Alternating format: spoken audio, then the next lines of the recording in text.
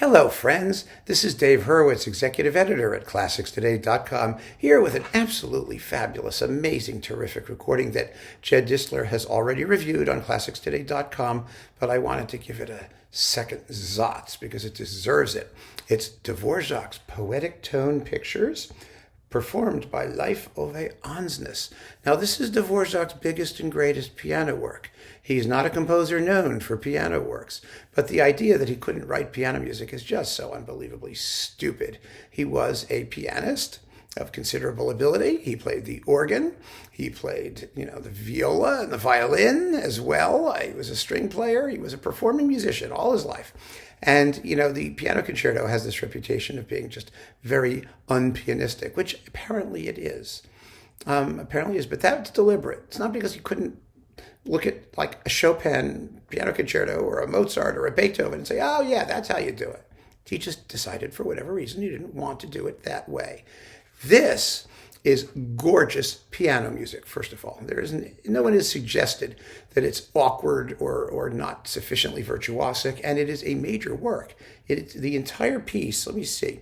Does it give a timing here? At the end, probably not. Why should they tell us? It's about 50 minutes long, and it's a single work.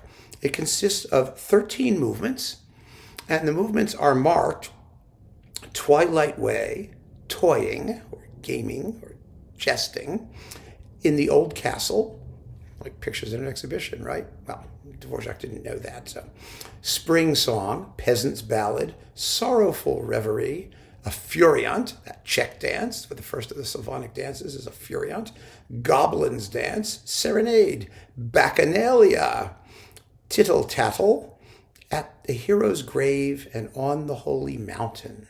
So it ends with a sort of transcendental moment,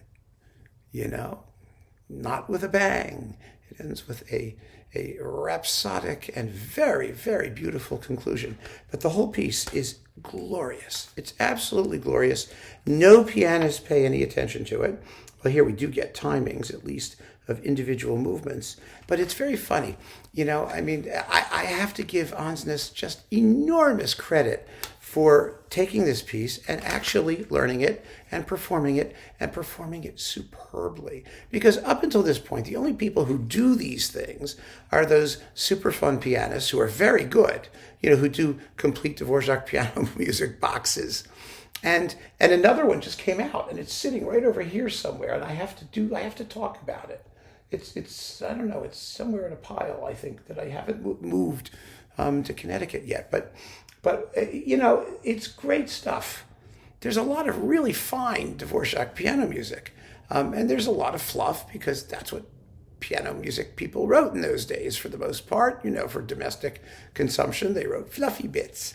And Dvořák had his fluffy period in piano writing. But this was a late work that it's opus 83 or 85, that he only wrote because he wanted to. No one commissioned it. No one told him he had to do it. He wanted to write a major piano work full of color and poetic. It's kind of like Albéniz's Iberia, something like that. A big, major statement through the piano of nationalistic character. And here you go. And the fact that Andsnes has done it, I just can't thank him enough, because if more artists of his caliber, of his name appeal, who are not Czech, would play this music, then it would be enormously more popular, because it's gorgeous. It's absolutely gorgeous. So this is on Sony. It's the Poetic Tone Pictures by Dvořák, and it's one of the great piano records of the year, no question about it. Keep on listening, friends. Thank you.